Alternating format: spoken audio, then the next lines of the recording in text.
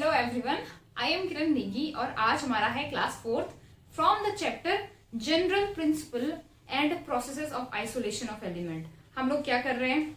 हम लोग कर रहे हैं मेटल को प्यूरिफाई फ्रॉम इट्स ओर, जिसमें हम लोगों ने 3 स्टेप देखे। First one is concentration of ore, दूसरा isolation of metal from its ore and the third one is purification of metal. Second step पे पहुंच चुके हैं हम। कल भी हम वही कर रहे थे। कल हमने क्या कहा था? ऐसे मेटल जो हाईली रिएक्टिव हैं उनको हम किस तरह से उनके ओर से आइसोलेट करें।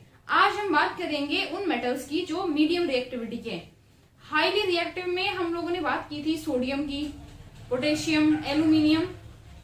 आज के जो एलिमेंट्स हैं इसके अंदर आते हैं आयरन, जिंक, लेड। ये जो मीडियम रिएक्टिविटी वाले होते हैं उनको हम किस तरह से आइसोलेट करेंगे, ये हमारा आज का टॉपिक है। क्लियर हो गई बात? चलो स्टार्ट करते हैं इस टॉपिक को। That is isolation of metal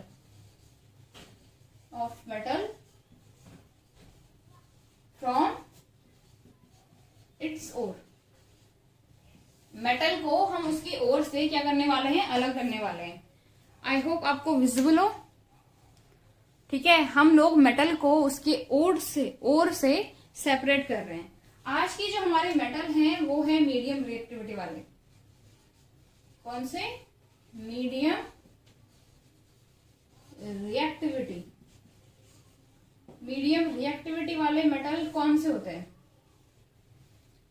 इसके अंदर आता है आयरन, एक एग्जाम्पल, या फिर आप कह सकते हो लेड, जिंक एंड एक दो एलिमेंट और आते हैं। ठीक है, तो आयरन, लेड, जिंक को हम किस तरह से क्या कर सकते हैं? सेपरेट करेंगे उनके ओर से। ये हमारा आज का प्रोसेस है। पहले तो मुझे ये बताओ, आप लोगों को मैंने इनके ओर्स बताए हैं, हाँ या नहीं? आयरन, लेड और जिंक के कौन कौन से ओर होते हैं, यानी वो नेचर में किस फॉर्म में मिलते हैं? ज्यादातर जो ओर होते हैं इनके वो होते हैं कार्बोनेट और सल्फाइड। ठीक है, so metal with medium reactivity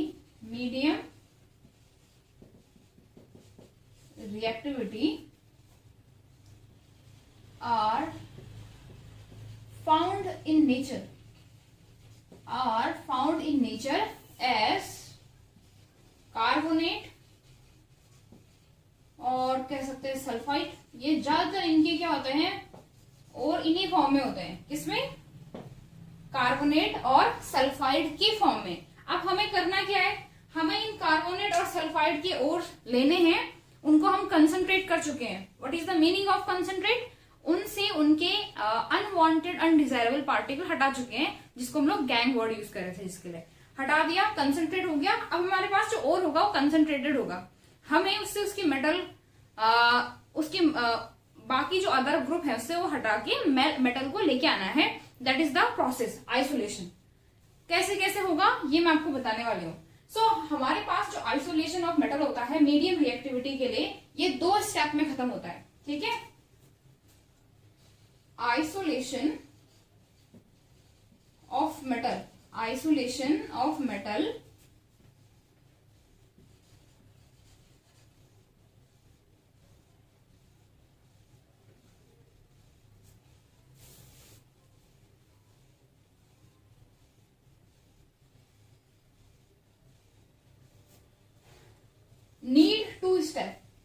need 2 steps। First one is, पहला जो होता है वो ये होता है कि हमारे पास जो कार्बोनेट होंगे या जो सल्फाइड होंगे उनसे हमें उनको ऑक्साइड में चेंज करना है। ठीक है, पहला स्टेप जो होता है वो है हमारे पास जो ओर है, हमने कहा मैक्सिमम हमारे पास कार्बोनेट है और सल्फाइड है। उन्हीं ओर्स को हम लोग क्या करते हैं? एज अ प्रिंसिपल ओर लेते हैं ताकि हमारा मेटल मैक्सिमम अमाउंट में मिले। क्लियर हो गया? इन ओर से हमें क्या करना है? सबसे पहले जो कार्बोनेट ग्रुप है उनको हटा के, या सल्फाइड ग्रुप है उनको हटा के उनको ऑक्साइड में चेंज करना है। That is the first step. What is the first step? Convert carbonate और सल्फाइड इनटू ऑक्साइड में चेंज करना है। ऑक्साइड तो जानते होंगे ना, ऑक्साइड जानते हो, ऑक्सीजन के क्या होते हैं जो कंपाउंड होंगे, ऑक्सीजन और मेटल के जो कंपाउंड होंगे उनमें चेंज करना है। सेकेंड स्टेप, हमारे पास और जो है ऑक्साइड फॉर्म में आ गए, उसके बाद क्या करना है, उसके बाद उनका करना है रिडक्शन। रिडक्शन करने के बाद ऑक्साइड्स का जो ऑक्सीजन है वो हट जाएगा और मेटल जो होगा वो आइसोलेट हो जाएगा। ये बहुत ही इंटरेस्टिंग है, ये हमने कल ही बात की थी। एक्चुअली ये चीज सेम चीज जब हमने कल एल्यूमिना को एल्यूमिनियम में बदला था, मेटल को आइसोलेट किया था, एल्यूमिनियम मेटल को, तो हमने कहा था कि हम ये चीज एल्यूमिनियम में नहीं कर सकते हैं, जबकि एल्यूमिना क्या होता है Al2O3, वो भी तो ऑक्साइड है। ये जो सेकंड स्टेप में लिख रही हूं कौन सा, reduction of oxide into metal, या आप इसको ऑक्साइड में लेके मेटल ऑक्साइड लिखना ताकि ये चीज समझ में आए। Reduction of metal oxide into metal, तो जो एल्यूमिना है दैट इज Al2O3, वो भी तो मेटल ऑक्साइड ही है या नहीं है, तो उसमें हम ये चीज क्यों नहीं कर सकते हैं, reduction of metal oxide into metal वहां पे क्यों नहीं कर सकते हैं? कोई बताना चाहेगा? क्या कहा था मैंने? होता ये है कि ऐसे जो हमारे पास मेटल हैं जिनकी रिएक्टिविटी बहुत ही हाई है, उनका ऑक्सीजन से एक हाई एफिनिटी चलती है, ठीक है, जो कि अगर हमने यहाँ पे करना क्या है, रिडक्शन में हम रिड्यूसिंग एजेंट डालेंगे, वो ऑक्सीजन को लेके बाहर चला जाएगा। लेकिन वहां पे मेटल ऑक्सीजन को इतना बांधे रखता है टाइट फोर्स से कि उसको छुड़ाना इजी नहीं होता है। हो पॉसिबल है, ऑब्वियसली पॉसिबल है, लेकिन वो इतना हाईली एक्सपेंसिव होगा, या हम कह सकते हैं कि उसमें इतनी सारी क्या चीजें होंगी, इक्विपमेंट की जरूरत पड़ेगी, इतने हाई हीटिंग की जरूरत पड़ेगी कि उस प्रोसेस को हम लोग इकोनॉमिकली कर ही नहीं सकते हैं। सो हम लोग क्या करते हैं, उसमें हम लोग इलेक्ट्रोलाइसिस कर रहे थे। लेकिन इनके केस में जो हमारे पास यहाँ ऑक्साइड आए होंगे, उनके केस में हम लोग रिडक्शन ही करेंगे, रिडक्शन करेंगे जिससे हमारे पास जो मेटल ऑक्साइड था वो मेटल में चेंज हो जाएगा। क्लियर हो गई बात? क्लियर और नॉट? बताओ जरा। चलो ठीक है, आगे बात करते हैं। पहला स्टेप करते हैं हम, convert carbonate and sulphide into oxide. हमारे पास जो पहला स्टेप है जिसमें हम लोग कार्बोनेट और सल्फाइड को ऑक्साइड में चेंज कर रहे हैं, ये करते हैं। First one, conversion. कन्वर्जन किसका?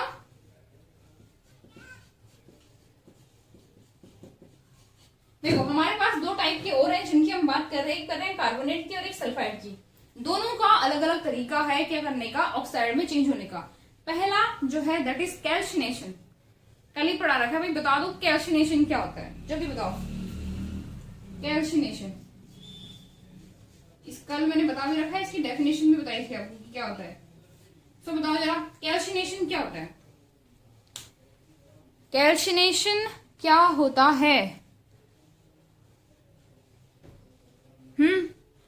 कैल्सिनेशन के अंदर हम क्या पढ़ने वाले हैं, कैसे हम कार्बोनेट को ऑक्साइड में चेंज करेंगे, ये सारे क्वेश्चनों का आंसर इसी में है।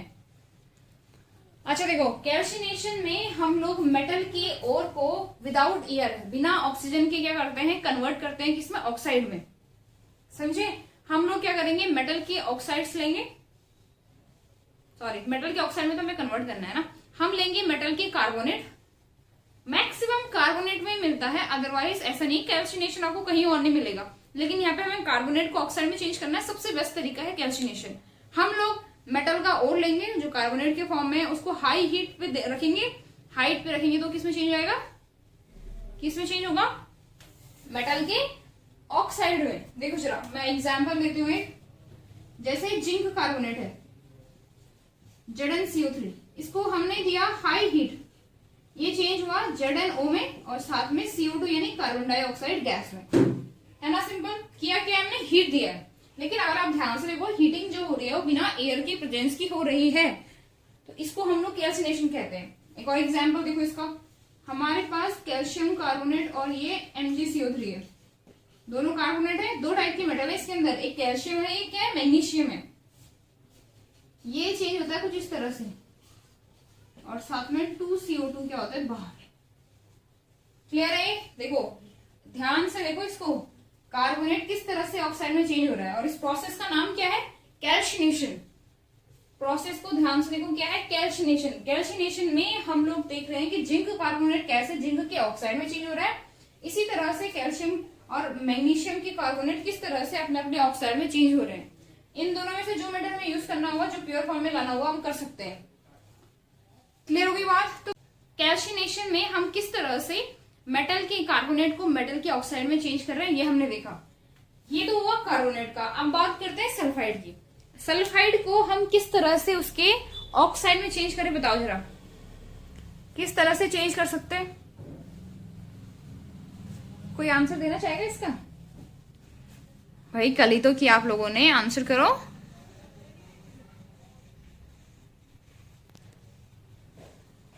देखो, रोस्टिंग का नाम तो सुना ही है आपने, कल ही तो सुना है। रोस्टिंग में क्या होता है? रोस्टिंग जो होता है ज्यादातर सल्फाइड ओर का ही होता है, जिसमें हम लोग क्या करते हैं, ओर को, सल्फाइड के ओर को हाई टेम्परेचर पे ऑक्सीजन की प्रेजेंस में क्या करते हैं, मेटल के ऑक्साइड में चेंज करते हैं। यानी मेटल के सल्फाइड को ऑक्सीजन की प्रेजेंस में इतना हाई टेम्परेचर पे रखा जाता है कि वो क्या बन जाए, मेटल का ऑक्साइड बन जाए। लेकिन इसमें एक कंडीशन होती है। कंडीशन ये कि हमारे पास जो टेम्परेचर होना चाहिए वो उस मेटल के, जिसमें हम कन्वर्ट कर रहे हैं, उसके मेल्टिंग पॉइंट से नीचे होना चाहिए, below it's melting point. Otherwise क्या होगा, मेटल क्या हो जाएगा, मेल्ट हो जाएगा। तो इस चीज का ध्यान रखना पड़ता है। तो रोस्टिंग जो होता है वो ज्यादातर किसका होता है, किसका होता है, मेटल के बताओ सल्फाइड का। किसका? सल्फाइड का। जैसे हमने ले लिया जिंक का सल्फाइड, इसको हमने ऑक्सीजन की प्रेजेंस में क्या करा, हीट करा, क्या बना, जिंक का ऑक्साइड। साथ में क्या बनता है, सल्फर का ऑक्साइड। ये गैस इसमें बनती है। इसको बैलेंस कर सकते हो आप लोग, करना चाहोगे?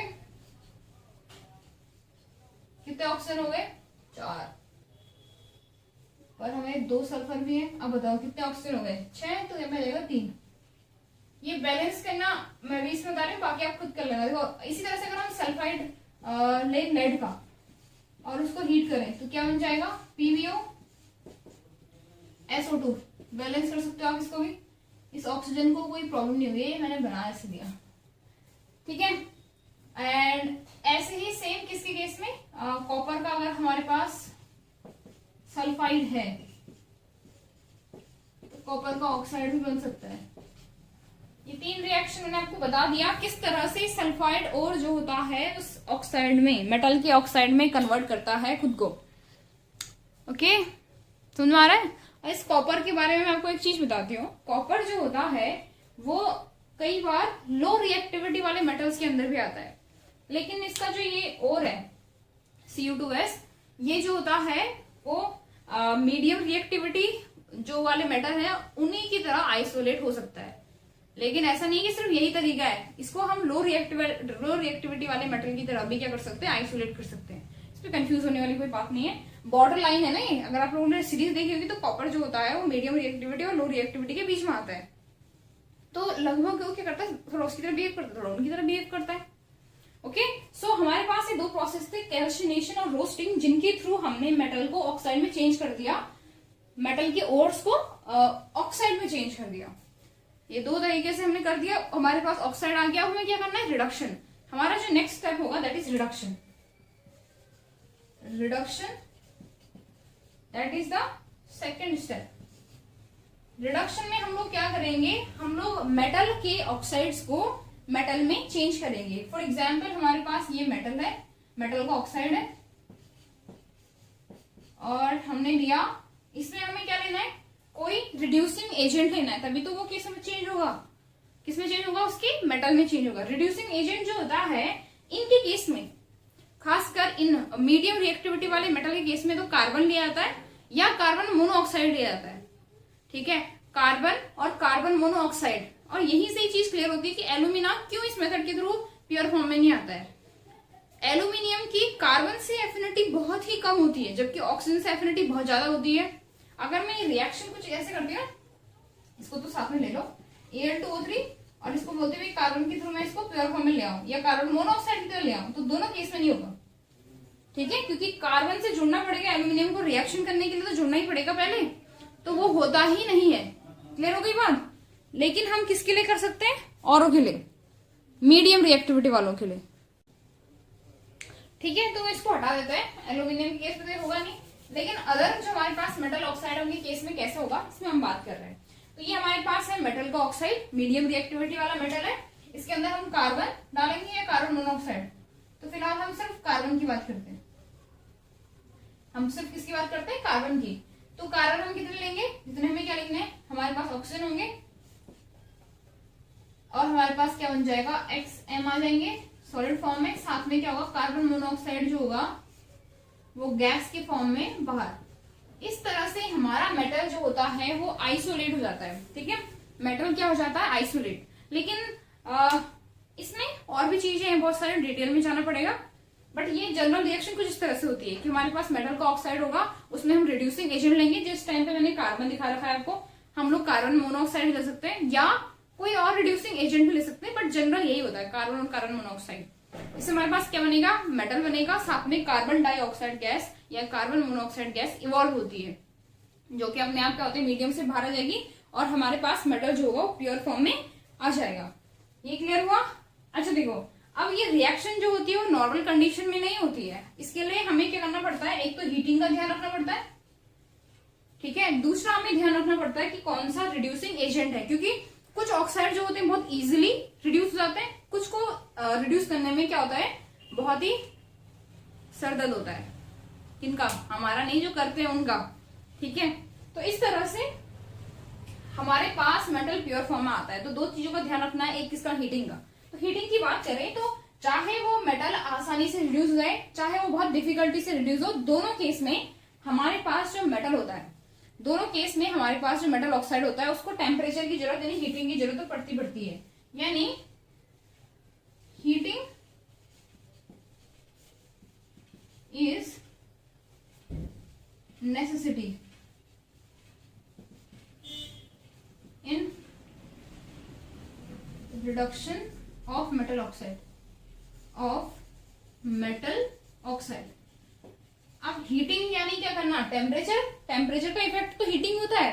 इस चीज को, इस हीटिंग को इसके अंदर दैट इज क्या है, ये सारा पूरा क्या है? मेटलर्जी। इसको हम लोग एक नाम से जानते हैं, दैट इज पायरोमेटलर्जी। पायरोमेटलर्जी का मीनिंग क्या होता है? क्या देखना? टेम्परेचर का वेरिएशन देखना, variation of temperature in metallurgy, that is called pyrometallurgy. क्योंकि टेम्परेचर हर एक रिएक्शन के लिए, हर एक मेटल ऑक्साइड के रिडक्शन के लिए सेम नहीं रहेगा। इसी को हम लोग क्या कहते हैं?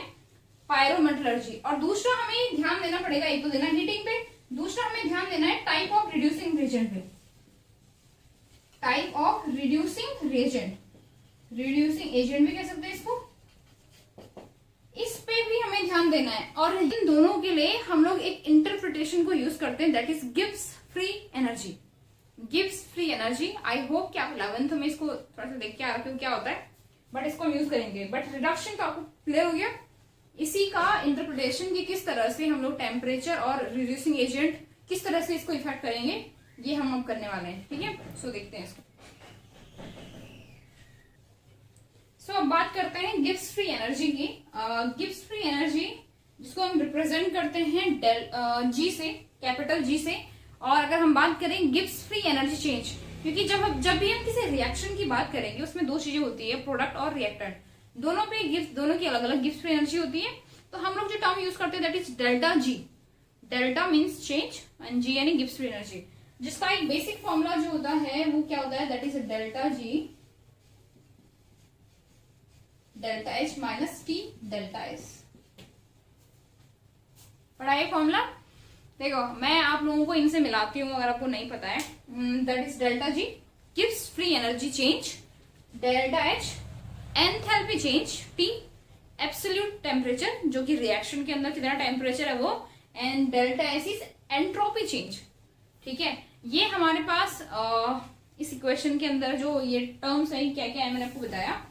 हमारे पास किसी भी रिएक्शन में जो डेल्टा जी होता है वो इन्हीं फैक्टर्स पे डिपेंड करता है। किसी भी रिएक्शन का गिब्स फ्री एनर्जी चेंज उसकी एंथैल्पी पे, टेम्परेचर पे और एंट्रोपी पे डिपेंड करता है।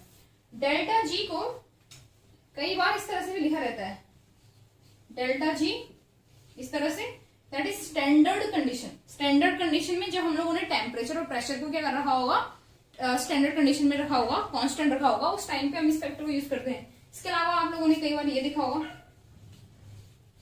या इसके ऊपर ये भी सेम वही स्टैंडर्ड कंडीशन वाला।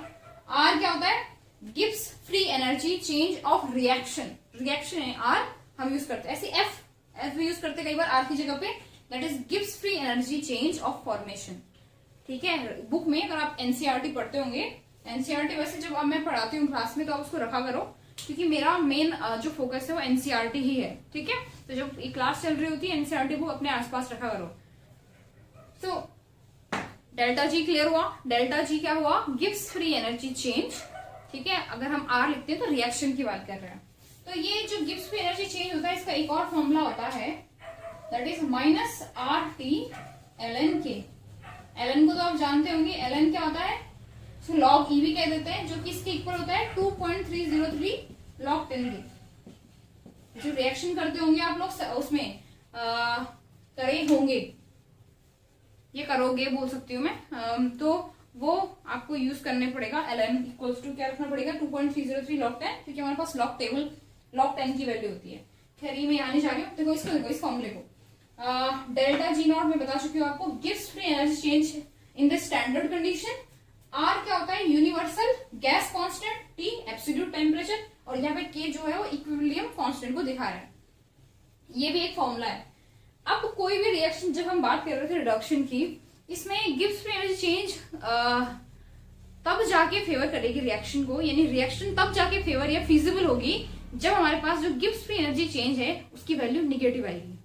ठीक है, ये क्या होता है, एक तरह की कंडीशन समझ लो आप इसको, कि गिव्स फ्री एनर्जी चेंज की वैल्यू क्या आनी चाहिए, नेगेटिव आनी चाहिए, तभी जाके रिएक्शन फिजिबल होती है, यानी आगे को बढ़ेगी। क्लियर हो गई बात, क्या होगी, फिजिबल यानी आगे को बढ़ेगी। ठीक है, फिजिबल होगी, क्लियर हो गया। तो डेल्टा जी की वैल्यू हमें इस तरह की कंडीशन लेनी है जब हमारे पास डेल्टा जी की वैल्यू क्या हो, माइनस में हो। इसको अभी फिलहाल इसको भूल जाओ, इसको हम जब यूज करेंगे तब बात करेंगे इसकी। देखो यहाँ पे हमारे पास जो है एंथैल्पी है, एंट्रोपी है और क्या है, टेम्परेचर है। अगर इस वैल्यू को देखना, ये निगेटिव में, इसका वैल्यू जो होना चाहिए ओवरऑल वैल्यू डेल्टा से ज्यादा आना चाहिए, हमारे पास डेल्टा जी से निगेटिव में ही आएगा। तो जितना ज्यादा निगेटिव डेल्टा जी की वैल्यू होगी, रिएक्शन उतनी ज्यादा क्या होगी, फिजिबल होगी। उसके लिए हमें क्या करना पड़ता है बताओ, एंट्रोपी को मान लें कि हमारे पास एंट्रोपी पॉजिटिव में, तो हमें क्या करना पड़ेगा कि और निगेटिव आए, टेम्परेचर को क्या करना पड़ेगा, घटाना है बढ़ाना, क्या करना पड़ेगा, टेम्परेचर बढ़ाएंगे तो क्या होगा, टेम्परेचर घटाएंगे तो क्या होगा, दोनों सोचो जरा। अगर हम घटाएंगे तो वो वैल्यू जो टीडीएस की वैल्यू है वो कम हो जाएगी, कम निगेटिव हो जाएगी। देखो ये वैल्यू हमें चाहिए कि इसकी वैल्यू बड़ी से बड़ी हो, अभी इस निगेटिव को छोड़ो, बड़ी से बड़ी हो।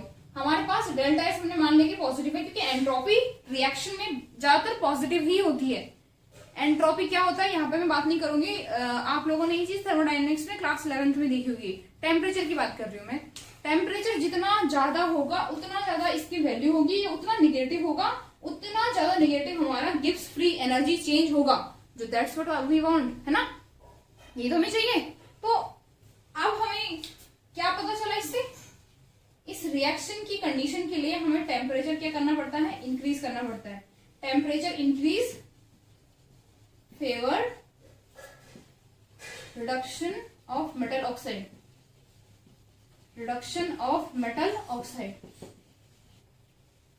बात समझ में आई, जैसे जैसे हम टेम्परेचर बढ़ाएंगे वैसे वैसे डेल्टा जी निगेटिव जाएगा, और वैसे वैसे हमारी रिएक्शन क्या होगी, फेवर होती जाएगी। सही है, क्लियर है बात, हाँ भी बताओ ये चीज समझ में आई। ठीक है, ये बात क्लियर हुई। देखो आगे चलते हैं इसमें। सो कुल मिला के हमें ये चीज तो क्लियर हो गया कि टेम्परेचर इंक्रीज फेवर करेगा, यानी टेम्परेचर का हमारी रिएक्शन को पूरा करने में बहुत बड़ा रोल है। अगर हम इस रिएक्शन को दो पार्ट्स में लिखें, जो रिएक्शन हमने लिखी दो पार्ट्स में लिखे, तो वन विल बी जहां पे हमारा रिडक्शन हो रहा है, ऑक्सीडेशन लिखे, रिडक्शन ऑफ मेटल ऑक्साइड। देखो अगर मैं इसको 2 स्टेप में लिखूं तो ये कैसा होगा? पहला स्टेप क्या होगा? रिडक्शन ऑफ मेटल ऑक्साइड, जिसमें हमारे पास क्या था? MXOY। इसको सिंपल में MO लिख रही हूँ, ज्यादा कंफ्यूज होने वाला कुछ नहीं है, ठीक है। तो क्या बनेगा हमारे पास? M बनेगा, यानी मेटल सॉलिड फॉर्म में। दूसरा जो होगा वो ऑक्सीजन गैस क्या होती है? इवॉल्व होती है। मैं सिंपल इस रिएक्शन को हर एक रिएक्टेंट की नजरिए से बता रही हूँ। हमारे पास 2 रिएक्टेंट है। पहले वाले रिएक्टेंट, इसमें हमने कहा मेटल का क्या हो रहा है? रिडक्शन हो रहा है, that is the reduction of metal. Second step में क्या हो रहा है? ऑक्सीडेशन हो रहा है। किसका? Oxidation of reducing agent. देखो हमेशा ध्यान रखो, जब भी कोई किसी एक रिएक्टेंट का ऑक्सीडेशन होगा तो सामने वाले का ऑब्वियसली रिडक्शन होगा, तभी जाके वो रिएक्शन पूरी होगी। एक इलेक्ट्रॉन गेन कर रहा है तो दूसरा इलेक्ट्रॉन क्या कर रहा होगा? लूज। जैसे रिडक्शन होता है तो रिडक्शन में क्या होता है? इलेक्ट्रॉन्स क्या होते हैं? गेन होते हैं। इसको हम लोग इलेक्ट्रोनेशन के नाम से भी जानते हैं। इलेक्ट्रोनेशन का मतलब इलेक्ट्रॉन ऐड होना। तो रिडक्शन में यहाँ पे मेटल ऑक्साइड में इलेक्ट्रॉन ऐड हो रहे होंगे, तो ऑक्सीडेशन में क्या हो रहे हैं? इलेक्ट्रॉन लूज होगा। क्या हमारे पास जो रिड्यूसिंग एजेंट है, अब हम कार्बन ही लेते हैं, कार्बन के साथ ये जो ऑक्सीजन गैस है वो मिलकर क्या बनाएगी? कार्बन मोनोऑक्साइड बनाएगा। और यहाँ पे क्या हो रहा है? ऑक्सीजन ऐड हो रहा है, दैट इज ऑक्सीडेशन। ये दोनों जो स्टेप है, इन दोनों को मिलाने के बाद हमारे पास जो गिब्स फ्री एनर्जी चेंज आएगा, इसका भी अपना एक गिब्स फ्री एनर्जी चेंज होगा, इसका भी अपना एक गिब्स फ्री एनर्जी चेंज होगा। ओवरऑल क्या आना चाहिए? निगेटिव आना चाहिए। ये एक नजरिया है, इसका मतलब ही यही है जो हम अभी बात कर रहे हैं, ठीक है। कि कुल मिला के हमारे पास जो रिएक्शन है उसका delta RG, that is delta RG, जो कि किसके इक्वल होता है? Delta G product and delta G reactant. Product और रिएक्टेंट, इसको आप सिंपल बिना डेल्टा के लिख सकते हो। डेल्टा तब होगा जब हमारे पास 2-3 प्रोडक्ट होंगे, ठीक है। ये जो वैल्यू आनी चाहिए, ये क्या आनी चाहिए? निगेटिव आनी चाहिए। ये हमारा एक कंडीशन है रिएक्शन की प्रोग्रेस के लिए, ठीक है। ये चीज क्लियर हुई। अब जो ये आप देख रहे हो डिपेंडेंसी किसकी? डेल्टा G की टेम्परेचर से dependency. Delta RG versus T की डिपेंडेंसी, इसका हम लोग ग्राफ प्लॉट कर सकते हैं। ग्राफ किस चीज के लिए? कि हम दिखाएं कि किस तरह से टेम्परेचर के चेंज होने पे, चाहे वो बढ़ना है या घटना है, उस पर गिब्स फ्री एनर्जी कैसे चेंज होती है हर एक रिएक्शन के लिए। अब देखो अभी हमने क्या पढ़ा कि जैसे जैसे हम टेम्परेचर बढ़ाएंगे वैसे वैसे हमारा गिब्स फ्री एनर्जी क्या होगा? निगेटिव होता जाएगा, राइट। ये तो पढ़ा हमने, लेकिन ये इतना इजी नहीं होता। इजी किस सेंस में बोल रही हूँ मैं? कि ऐसा नहीं होता कि हम जैसे जैसे टेम्परेचर बढ़ाएंगे डेल्टा G क्या होगा? मोर निगेटिव होता जाएगा। सिंपल स्ट्रेट लाइन नहीं मिलेगी इसमें, ऊपर नीचे उबड़ खाबड़ रोड होगी। स्लोप जो होगा वो स्ट्रेट नहीं आएगा, बल्कि कैसा आएगा? कैसे बोलेंगे हम उसको? उसमें एक वेरिएशन मिलता जाएगा। इस वेरिएशन को बताया था सबसे पहले एलिंघम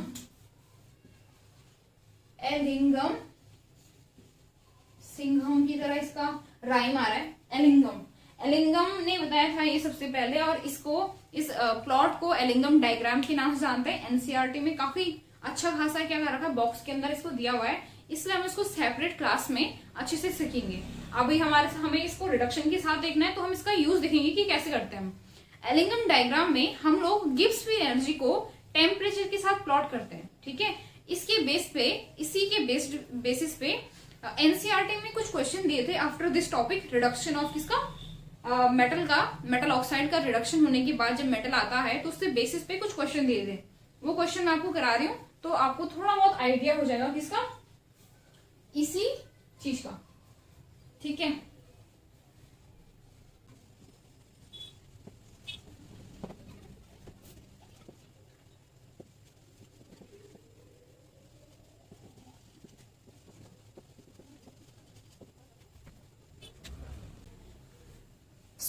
ये क्वेश्चन हमें दिए हुए थे, that is suggest a condition which Mg could reduce alumina, ठीक है।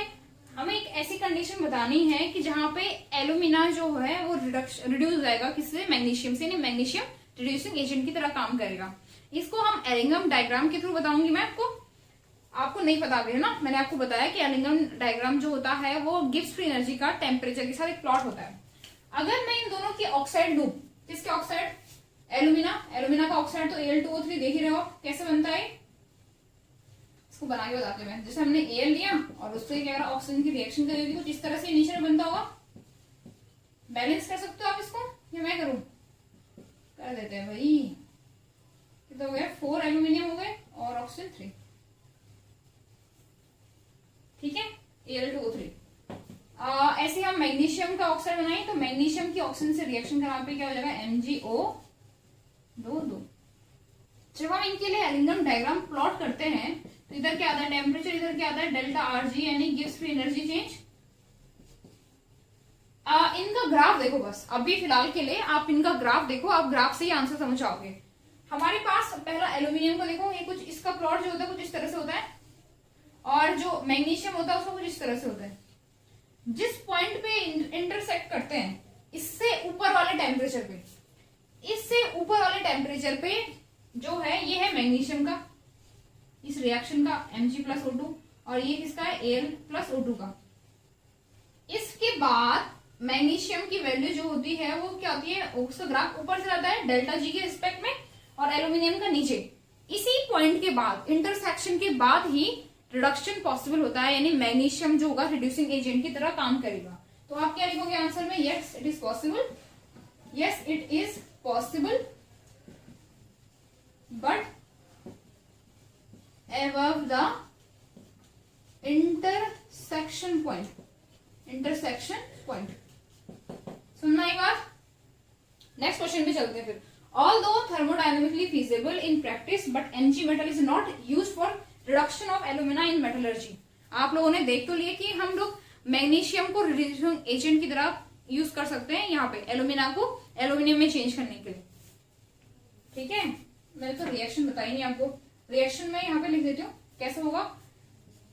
Al2O3 रिएक्शन करेगा मैग्नीशियम से, क्योंकि पॉसिबल है तो ये रिएक्शन होगी और क्या बन के आएगा लास्ट में? एल्यूमिनियम, और मैग्नीशियम सारे ऑक्सीजन को लेके चला जाएगा। रिएक्शन को बैलेंस कर लेना, लेकिन ये मेटलर्जी की प्रोसेस जो ये कह रहा है वो कुछ इस तरह से होगी। यहाँ पे मैग्नीशियम रिड्यूसिंग एजेंट की तरह बिहेव कर रहा है, तो ये कह रहा है कि हाँ भाई ये रिएक्शन तो पॉसिबल है, लेकिन हम इसको यूज क्यों नहीं करते हैं? कोई आंसर देना चाहेगा क्यों नहीं करते होंगे? क्यों हम इस रिएक्शन को मेटलर्जी में नहीं करते हैं? आप लोगों ने कल ही एल्यूमिना की मेटलर्जी देखी थी, किस तरह से Al2O3 बाय इलेक्ट्रोलाइसिस क्या कर रहा था? एल्यूमिनियम में चेंज हो रहा था। तो बताओ, तो इस पॉइंट के बाद टेम्परेचर जो होता है वो इतना हाई हो जाता है कि पॉसिबल तो है, बट नॉर्मल कंडीशन में, नॉर्मल लेबोरेटरी के अंदर हम ये कर ही नहीं सकते। इंडस्ट्री में भी इतना हाई टेम्परेचर जो होगा हमारे लिए इकोनॉमिक नहीं रहेगा। अगर फायदा ही क्या है कि एल्यूमिनियम को मिलते मिलते वो प्राइस इतना एक्सपेंसिव हो जाए, और एल्यूमिनियम का यूज बहुत ज्यादा है। ठीक है, तो उसको क्या करने के लिए हमारे लिए एल्यूमिनियम जो हो बहुत आसानी से अवेलेबल हो, उसके लिए हम लोग मेटलर्जी में इस प्रोसेस को नहीं करते हैं, जो कि हमने अभी देखी है वाले, जिसको एलिंगम के डायग्राम से हमें पता चला कि हाँ भाई रिडक्शन हो सकता है। क्लियर हुई 2 क्वेश्चन? तो ये टॉपिक हम यहीं पे खत्म करते हैं। अब चलते हैं ऐसे मेटल जिनकी रिएक्टिविटी होती है बहुत ही लो। नाम बताओ जरा ऐसे मेटल का, कौन कौन से होते हैं? हाँ जी बताइए जरा, कौन कौन से मेटल होते हैं जो क्या होता है? लो रिएक्टिविटी के होते हैं।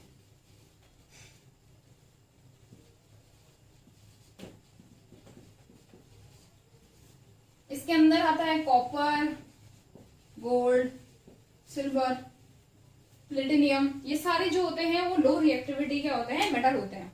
इनको आइसोलेट करना इनके मेटल के फॉर्म में बहुत इजी होता है। ऐसे इसमें मरकरी भी आता है।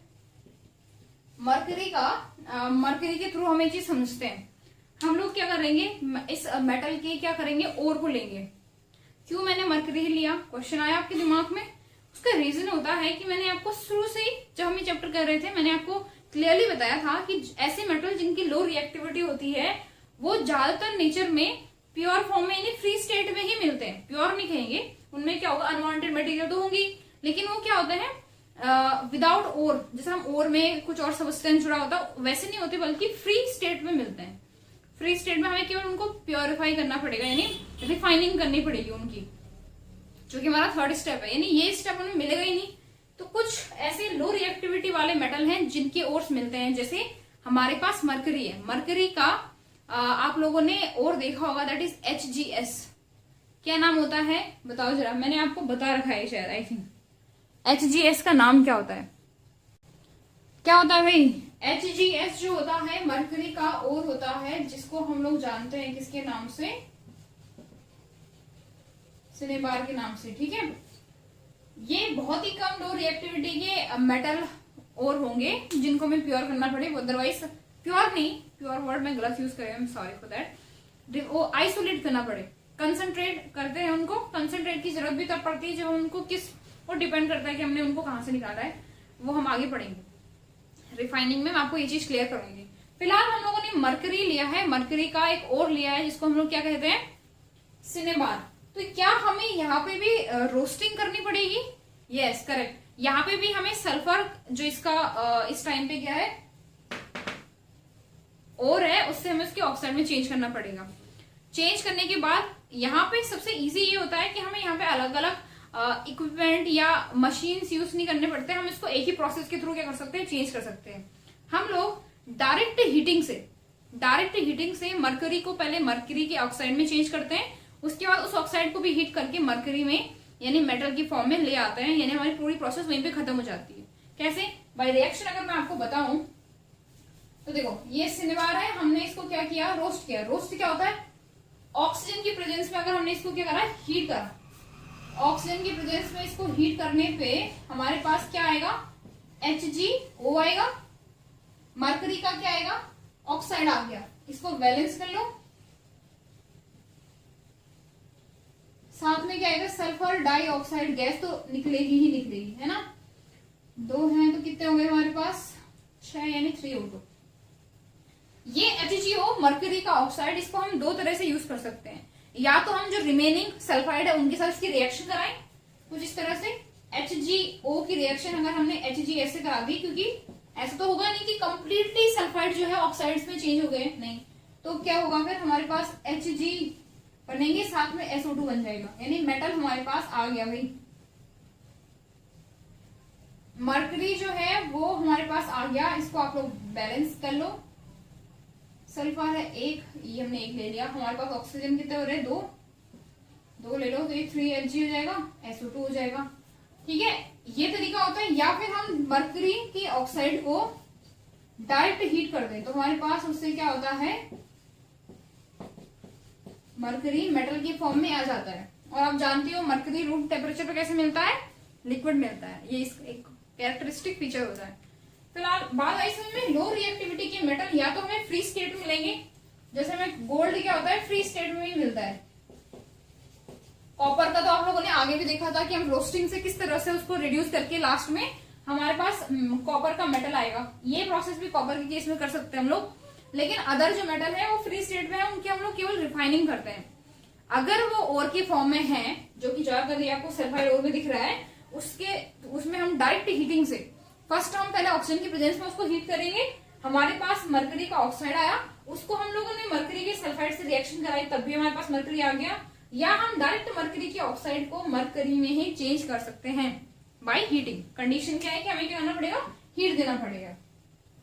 इस तरह से हम लोगों ने सेकंड स्टेप देखा कि किस तरह से हम लोग क्या करते हैं, मेटल को क्या करते हैं, प्योर फॉर्म में आइसोलेट करके लाते हैं, और इसके बाद हम उसको प्योर करेंगे by the process of refining, जो कि हम लोग अगली क्लास में करेंगे। ठीक है, तो आज की क्लास में इतना ही था। See you in the next class.